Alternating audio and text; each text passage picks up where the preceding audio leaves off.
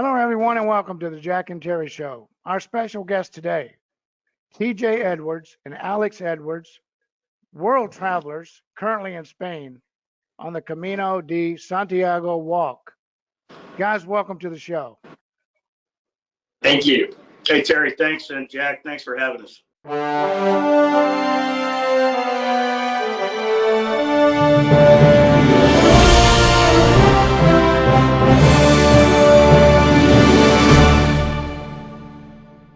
And of course, I'm with my co-host, Jack Konecki, the granddaddy of all small businesses in Radcliffe. Jack, it's good to see you. Good to see you, Terry. Good to see you guys. Now, Jack, when you've been watching a lot of the videos of these guys, they're on a trip, or they're on a long journey, 500 miles over there in Spain. It's fascinating to watch them. I know you've been watching some of the videos. What did you find most remarkable as you've watched a few of those videos? Well, the main thing was their terminology of entering ghost towns. They seem to have found that when they would come to these small cities, there was nobody out. I mean, they were like 10 o'clock in the morning, and there was just nothing moving in the whole town. Right. One of them, I did see a car moving, and somebody, I think they said he was in his sleeping wear, was standing out in front of his in front of his house. Well, but maybe we'll find out more about that. Yeah, maybe they're just late sleepers over there. Who knows? TJ, let's go out to you, sir. What inspired you to come up with this idea and for you and Alex to take this journey? Hey, Terry, thanks again. And Jack, you can tell Jack has a business mind, because in his mind, a city should be thriving and should be active. Right. We'll come back to that, Jack. So, yeah, excellent point. Terry, I had a great 30-plus year career in the Army. As you know, as an old soldier, the Army keeps rolling along, right? And it was time for me to retire. COVID was a hell of a thing for all of us. Hardin County hit hard. God bless all your viewers out there and everyone. I watched one of your podcasts on vaccinations. Hopefully people are taking that advice. But again, it's been a hard time. So I knew it was time for me to retire. When else can you spend an entire month plus every single day beating the hell out of your son? Excuse the language, but father-son bonding time. Retire. Right. In the background of behind me is Burgos. It's a UNESCO World Heritage Site. It's a Gothic church built in 1221. It was started. It took about 300 years to finish. Spain is just rich with history. It motivated me because, with COVID, I think a lot of us found what's important. What's important is this guy right here. It's family. Our business is important, certainly, but time together. And I also it was time for me to retire. It was time for me to find my own balance. I spent so much time focused on other people, and which is the right thing to do, selfless service. But I need to invest back in myself and find out who I am after 30 years, who I want to be when I grow up. So that's the motivation, Terry. Thanks for asking. Well, that's a good answer. It's kind of where I figured you were going. I know you've been in the Army a long time. You've done a lot of tremendous work. In fact, Jack, this is where we met, was when he was here as the garrison commander. Of course, this is the first time I've met Alex, but TJ's been around here for a long time, and he's a beloved person here. Let's run out to Alex for a second. Now, Alex, your dad owes you a great thank you for all the help you've given him in losing weight and probably saving his life. He's going to live a lot longer now. So you've done a great service right there. But let me ask you this. He's definitely has a cheerleader. When I get up to the top of the mountain, I'm like, come on, it's almost done. We're almost there. I don't know when he's beating me, but we're having a great time, and it is a phenomenal opportunity. It's a great time for us to spend time together. Besides or between being deployed and working at the Pentagon 3 different times, I never really got to spend a lot of time with my dad. So just having 4 to 6 weeks of just 8 to 9 hours a day hiking and talking and catching up it's a time that will, carry with us and always be there to think of, and especially through our video documentation of it all. So that's really my main drive, and we're having a lot of fun with that. Gotcha. On a personal level, Alex, are you a student now, or what is your status? I am. So I'm a student at Wofford College. It's a small school in South Carolina. I'm studying business, and it's my mom and I this summer, actually, when I get back, are opening a smoothie store, a small smoothie store in Lakeside, Ohio, actually. So we got our hands full. Just north of Kentucky, Hardin County. But let me answer Jack's question about the towns that we walked. Yeah, this is my business guy, and That's right. Explain. It is. We thought it was like the apocalypse or COVID. It really is strange. So it's almost like, it catches you. You excuse it the first 2 or 3 times you walked into a city. You're like, oh, maybe it's not. It's just this city. But every single city that's not huge, like Burgos, where we are now, is really like desolate and just not very active. Even like the day before we walked into Burgos, there was plenty of infrastructure, a golf course, and just these suburbs, and about 60% of houses are for sale, just vacant. Vende makes some signs. Vende. The playgrounds are grown over. It's almost eerie to see so many playgrounds not being played at. There's pools sitting open or messy. It's really strange. So I know Spain in general has a culture of doing things later. Like most restaurants won't even open till about 7 or 8 and won't serve food until that time. And they have what's called a little segment of the day, siesta time, where they shut down for about 2 hours. They're losing money. They are. It's crazy because that's one of the biggest astonishments to me. You could never run a business like most of the businesses are ran here in the U.S. at all and succeed or be competitive. And here, everyone seems to just have agreed to do the same practices, and it blows my mind. It's really shocking. Yeah. I do think COVID is a big factor because everybody in the cities are still wearing masks. But it still does not explain the lack of children at a playground or the amount of vacancies. So it's really catching us off guard. So your realty companies can come over here and make some bank. We can make some money. Well, I want to give you some advice, Alex, business advice from the granddaddy of all small businesses. He gives this advice to everybody. Is when you open your smoothie store, don't do what the people in Spain are doing. Do what we're doing here, was get up early, work later, work harder, work smarter, and never give up.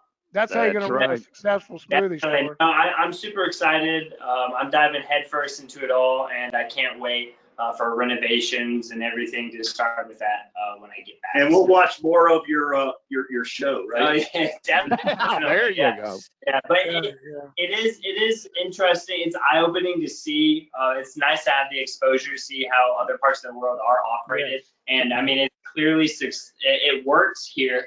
Whether I think it's optimal or not is not up to me, but it's really interesting to see what I favor or value opposed to a different society. Well, the most remarkable thing I'm hearing, though, about the economy there are all these vacant houses and also playgrounds without people, and you feel as though that's a result of the pandemic, or is that the economy there collapsing? I think it's the economy more so than the pandemic, mainly because it doesn't seem like these are recent vacancies, or these seem like new construction that never even got a chance at, and I'm talking from commercial to residential. We saw a brand new golf course, beautiful site. With a community pool, Olympics, and it was vacant. The town was empty, and it was just empty. It was really strange. But I was here, guys, in 2019. The Army, when you make GO, they send you on something called capstone, and they send Okay. you overseas. I went to Paris, to the embassy there. I went to Madrid, the embassy here, and we went to a couple places. And Spain does struggle. It's struggling their economy. They have some immigration issues, quite a few other things. I would just say, one of the parallels that Alex and I have both found is, the stronger the community, like here in Burgos, which is thriving, which is what Jack would want to see. It's about people doing business, commerce.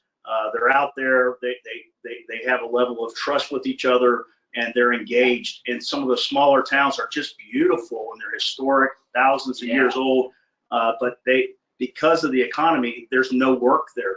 Really, the only work you've seen is in the fields and in the farms. And your industrial base is kind of evaporated here.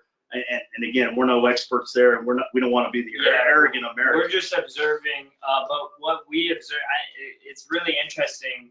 It seems like everybody is leaning towards a lot of agriculture and farming. Like the cities don't really dissipate into suburbs.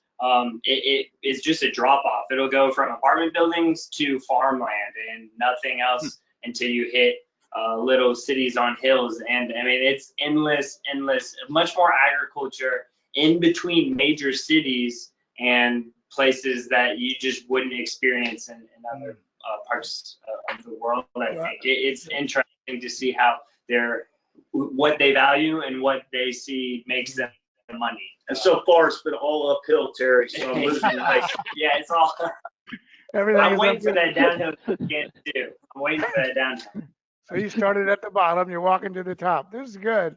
Yeah. Well, look, I was going to ask you what the most remarkable thing you have noticed, Alex, and it sounds like you've noticed an economy there it's a huge contrast between what you see there and what you see in the United States.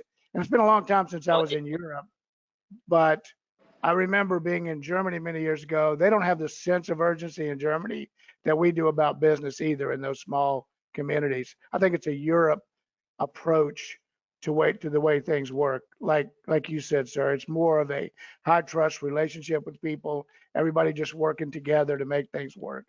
And everybody gets together and decides, well, let's just shut down at noon and go to sleep for a while. They just agree to do that. We can't get anybody here to agree on anything, much less closing down at noon. I wouldn't even dream of trying that one. But you're learning a lot. Yeah, that's great. I am. It's a very valuable experience, and I do think that is the most remarkable thing I have experienced here. Just how, besides how loud my dad can snore sometimes.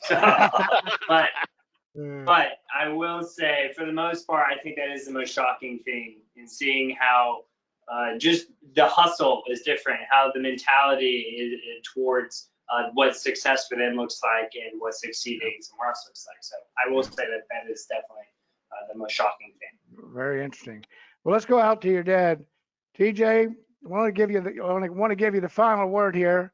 A lot of people, people here have a lot of respect for you guys outside of what you're doing here, just from your experience here in the military and your leadership here and all the things that you were able to accomplish over 30-year career. So you told us a little bit going into this. Tell us a little bit going out, what you might want folks around here to know about. Hey, Terry, thanks. I'm just a proud old soldier now, retired soldier for life, as Jack Tilley would say, and just very, very lucky to have this opportunity. I've been blessed, and probably the highlight of my career was being stationed twice in Hardin County at Fort Knox. You guys, you can go all over the world, and they're just beautiful places. And I would encourage people, especially post-COVID, be careful, but get out there and travel, see the world. But no place is better than home, and Hardin County will always be a special place in our hearts. We love it. We love the people. And again, Terry, just want to thank you for your generosity here. Jack, again, granddaddy of all the small businesses there. Keep going. They could use your help over here in Spain. Yes, and if you're still interested, make sure to follow us, along with the journey at Crumb Snatcher Travels on YouTube. So Crumb Snatcher, because we're grabbing every crumb, cuisine-wise, culturally wise, and then father-son wise. Yes, there you that's go. it. Well, Alex, whenever you open up your smoothie store there in a couple of months, make sure you let Jack and I know. We'll come up there, hang out with Yeah. you, get a little advice from Jack, the granddaddy of all small businesses here. Jack's been in business for many, many years, has a lot of things he can share with you. So hopefully he'll invite That'd us be to awesome. that. Yeah, but Definitely. Folks, he won't let me share it with you. As soon as I start telling you how to make French fries or something, yeah, he'll come up with, just don't go down that rabbit hole. Jack's company used to All right. make Thank the you. machines Thanks, that guys. made French fries. Folks, that's TJ Edwards, Alex Edwards. They're world travelers, very familiar to us here in Hardin County. They're currently in Spain on the Camino de Santiago walk. They've come on today to share their story with us. And guys, we really appreciate it. Buen Camino. Being Camino means Good way. Thank you very much. Thank Hey, you. Jack, it was good to see you, and we'll see you again in a couple of days. Okay, thank you a lot, Terry.